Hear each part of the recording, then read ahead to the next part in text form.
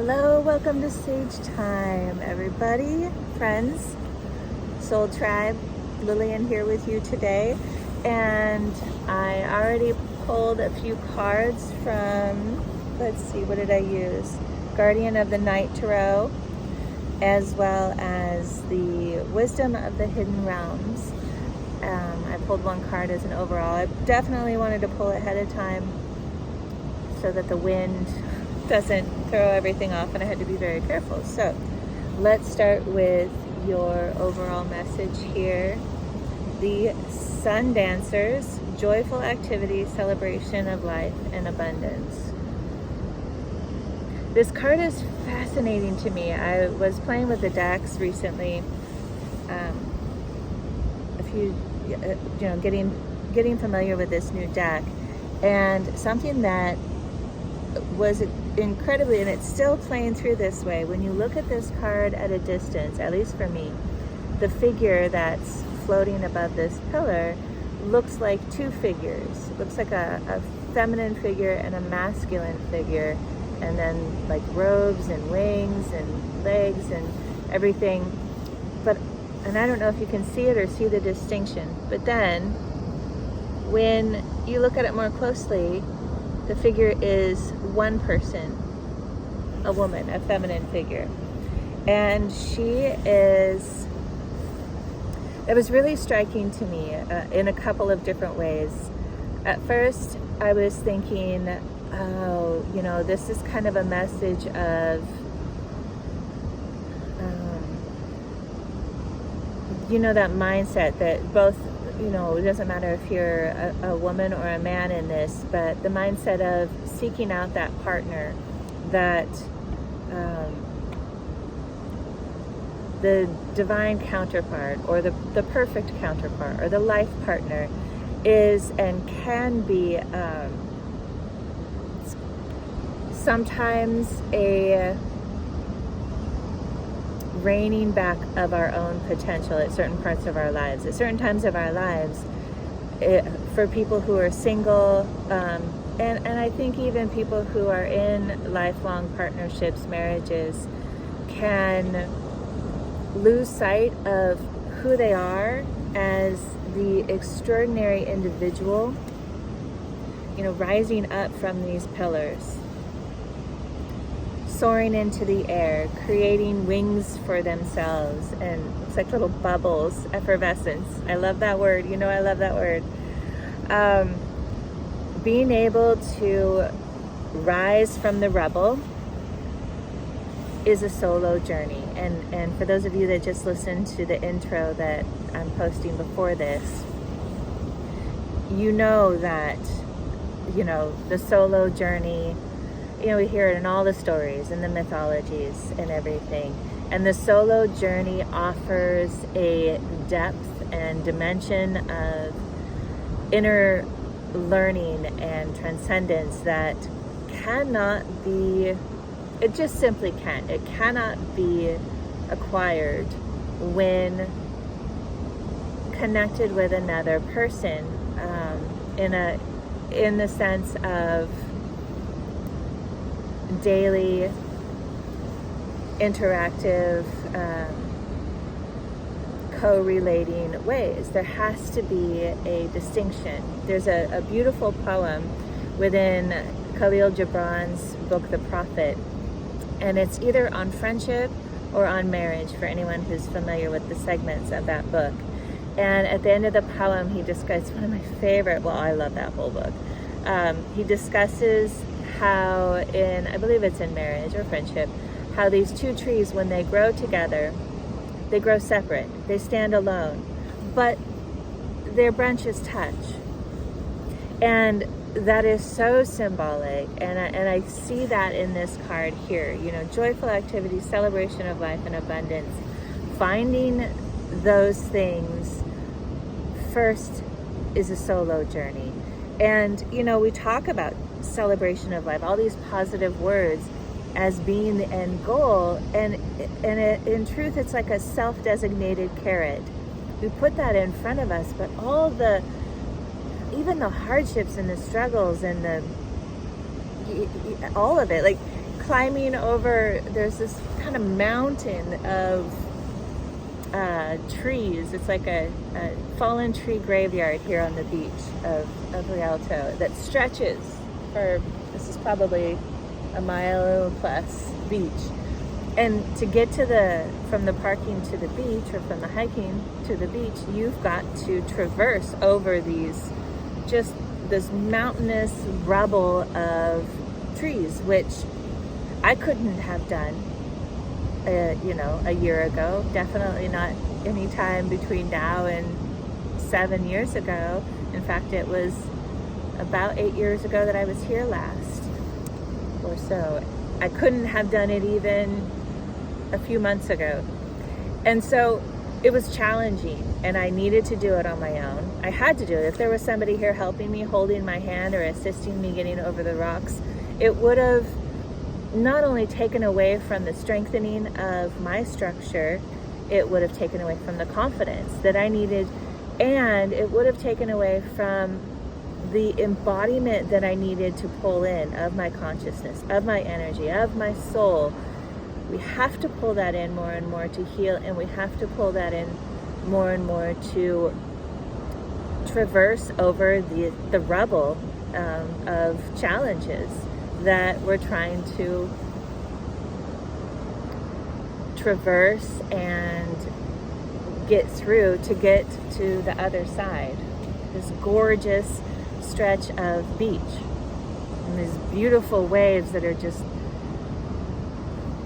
singing a song that is making my heart do amazing things. And this is a metaphor for anything in life, whether it's being able to go to the grocery store if you're somebody who can't even quite do that, maybe can't drive or can't navigate that kind of rigor, or somebody who's trying to traverse the ladder of a corporate position. You have to do it alone. And it's not that having a partnership ruins that, because I think I definitely know that being in partnership, if you're already somebody who has really developed a sense of independence and a sense of sovereignty within the relationship, truly, where you can be separate for extended periods of time and come back together and maintain that sense of individual empowerment, and that's the exchange versus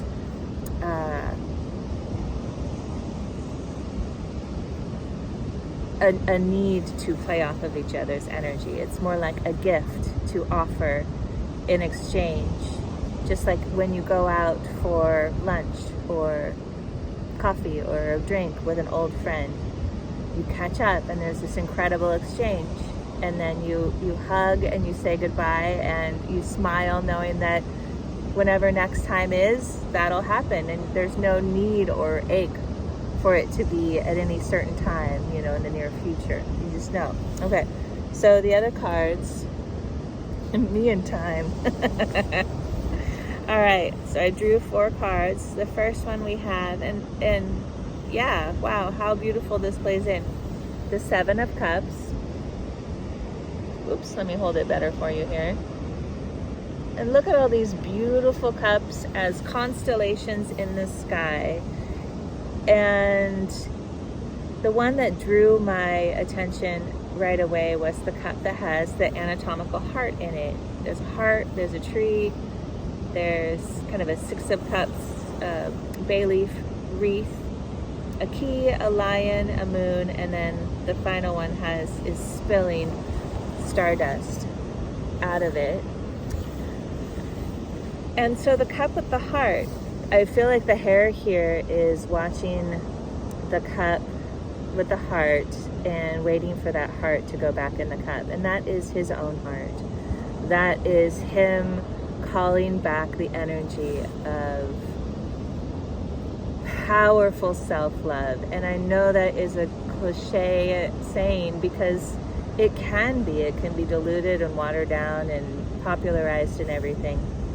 But what an amazing experience to endeavor into a journey of what does it mean to be in love with myself.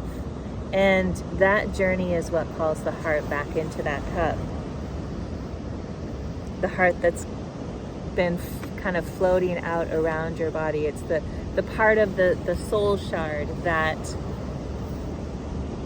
is the part of you that is madly in love with your own self, with your sensual, tactile experiences, with the way you think, with the way your body moves, with the choices that you prefer to make, and with the choices that you decline and prefer to avoid. It's the part of you that is in love with the goofiness of you and the uncertainty of you. It's the part of you that's in love with your fallibility and your mistakes.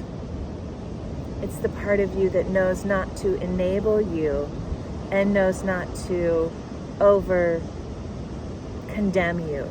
It's the part of you that holds you and nurtures you with this all embracing internal hold and love and comfort. And that's what comes within, that's part of what comes with that journey of falling madly in love, deeply, profoundly, powerfully in love with yourself. And it's a journey, and it has layers like everything, right? It's always a rung on the ladder. And so then the next card is a perfect initiation card. Whoop, the death card. And here you can see the owl is hovering, but just barely over the briar bush. And there's all these eyes watching from down below. And so there's kind of this ominous sense that could be easily dipped down into. But here this owl, she has her catch. The sun is in the background. There are clouds, but they're parting enough. And the owl is, you can just tell by the positioning of the body of the owl and the wings. The owl is really using her incredible strength to keep herself above the ominous fray, the part that wants to call her down back into self-deprecation, codependence, defeatism, all the things that you may consciously recognize. But there also is, and I don't want to use the word always because I'm not a person who likes totalities on things, but I feel there is probably almost always, most often, an aspect of us that is subconscious. There's always a way to go deeper to know ourselves, and the deeper we go to know the self, the subconscious, unconscious world of ourselves, the more we transcend in an upward, outward fashion. And so I feel the spiral, in terms of symbology, is an integral part of our universe. And so here the owl is working rigorously to stay above. My foot is falling asleep. It's propped in a log. I'm a little bit precariously lodged here. So the owl is working overtime, and it's doing it though. It's got its catch. She's got her catch, and she's flying high. And then look what comes out next.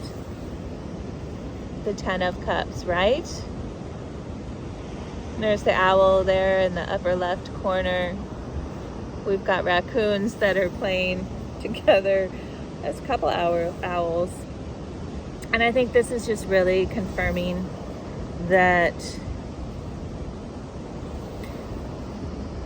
the 10 of Cups is the self-imposed carrot that we put in front of us. And it's not a lie. It's not a manipulation in terms of deceit. It is a way of self-motivating, a way of getting ourselves up out of whatever stuck position we may be. It could be as extreme as you know, something that I've gone through, a lot of people are going through, where their health has put them in a position of total or near total debilitation or partial. But it could also simply be a sense of incompletion and fulfillment. Okay, I'm getting caught in the clouds. There are some wonderful images coming through the clouds. And an eagle, hello. There can be a sense of, I know there's something more for me right now at this time in my life. And that's when the individual, when you start to self-inquire in that way and tap into that recognition within yourself at some depth, at some level, the clouds start to part a little bit. Or even if they're not parting yet, they start to distinguish themselves. It's not just this gray landscape. They start to take shape and form, and when we're able to start distinguishing what's within us and around us, instead of it just being a sleepwalk, then we're able to start working with that, because it then activates and triggers an information feedback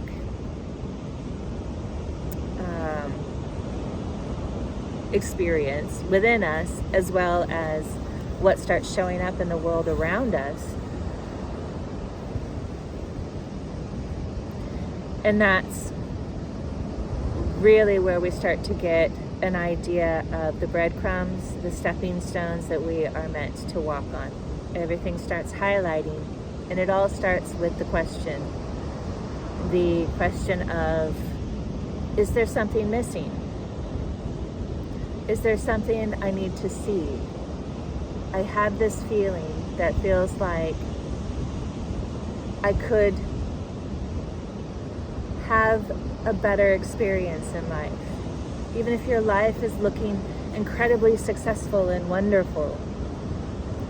And it's not that the pursuit of better can be an addictive pursuit, most definitely. So I'm not speaking of that constant need to have and do and be more. I'm speaking of the sense of, there are times when there is total contentment and fulfillment, and it's so valuable. It really essential to like lean back into that like a big giant beanbag and lavish in that contentment and that peace. And then there are times when the universe and our higher self says, okay, now we move up, we move forward, maybe even step back a little bit. You know, what is the saying? Sometimes we need to take a big step back in order to take 3 steps forward. So these are the moments to be mindful of and be aware of. And then the last card coming out is the Judgment card. And I absolutely love this card coming out as the final card of today's reading.